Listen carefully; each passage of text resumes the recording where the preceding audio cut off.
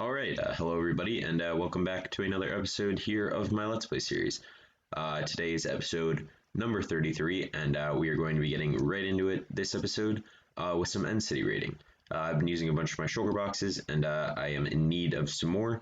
My stock's running a little bit low, so yeah, right now we are going to get right into a quick montage of some End City raiding, so enjoy that.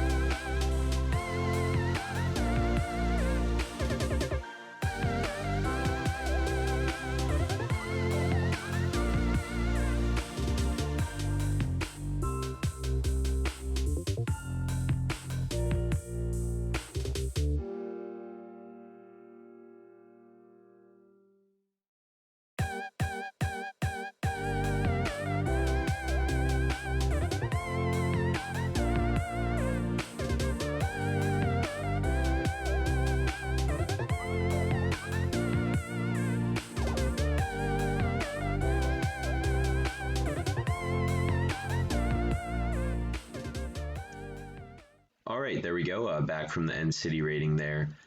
Quick little montage there, and we had decent luck. A few things have changed with the 116 update.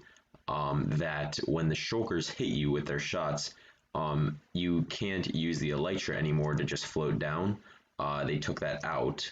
So it gets a little bit more complicated now. It takes a little bit more time to raid, but no big deal. You probably noticed that in the time lapse. And yeah, so pretty successful here. Managed to get 74 shulker shells, which ends up to being, I think, 37 shulker boxes. So yeah, it's very good, pretty solid there. 4 more elytras, 3 pickaxes here. This one's pretty decent.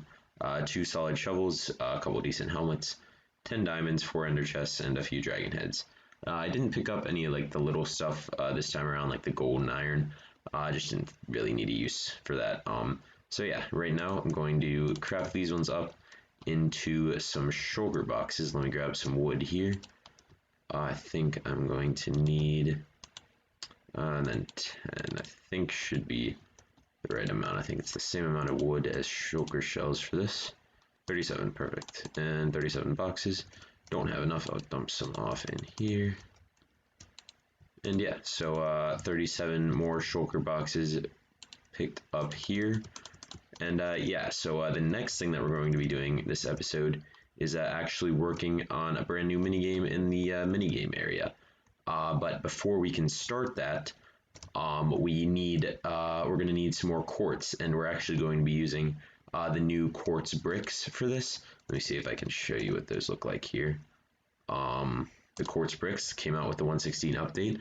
Looks like a pretty cool block, and yeah, so right now what I'm going to do is head over to my villager trading area, where I have a bunch of masons where I can trade for some quartz, and I'm just going to get into a quick time ups there, trading for some quartz and also repairing a bunch of my tools. I've been using them lately. I have a couple also in my toolbox here that I'll repair. So yeah, going to cut to a quick time lapse here doing that, and I will see you after that.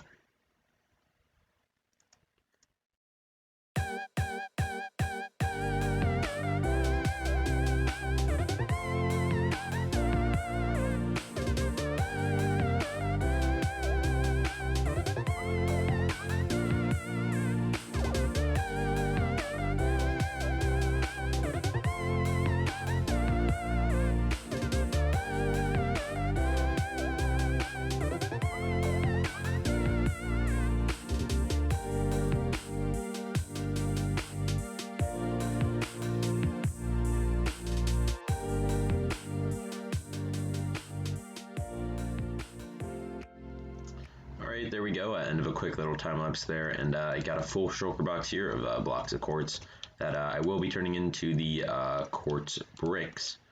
But right now we are over here by my minigame area, and we are going to be starting off this project by clearing out a little area for it. Now I haven't actually told you what this is going to be yet, and it's going to be very based on the 116 new block that came out with 116, and that is the target block.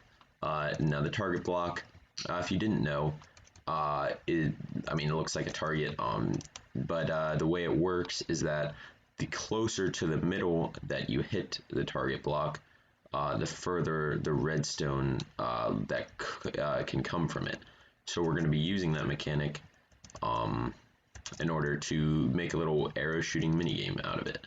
So yeah, I'm not going to get the whole thing done today, but I do want to get started on it. So the first thing that we're going to be doing is coming over here, and it's going to be in this area, and we're going to be clearing out a nice flat platform in order to build at least the outside of the minigame today. So yeah, I'm going to get into a quick time lapse, just kind of clearing out a nice level area for it, and I will see you after that.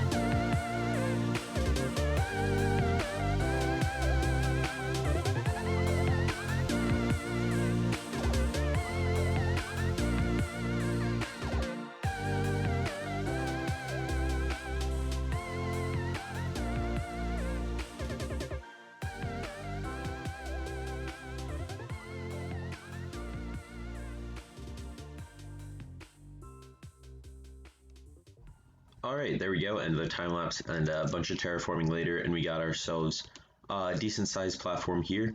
I don't really do a lot of terraforming like this, like down hills like this, but I actually think it ended up looking pretty solid going down around. Obviously, there's some rough spots, which we need to fix up, but yeah, overall, I think it looks pretty good. Kind of tried to keep the natural shape at least a little bit. So yeah, we're going to move on for a little bit in this episode. We're going to be coming back to start the actual builds of the farm, but right now I want to head over to the nether base because we're going to be starting a new smaller project. So I'm going to collect up some materials, and I'll see you over there. Alright, over here at my nether base, where we have our magma cube farm and our piglin trading bartering farm here. And today we're going to be adding kind of like a mini basalt farm. The nice thing about the basalt is that with the pace 2 beacon, you can instant mine it.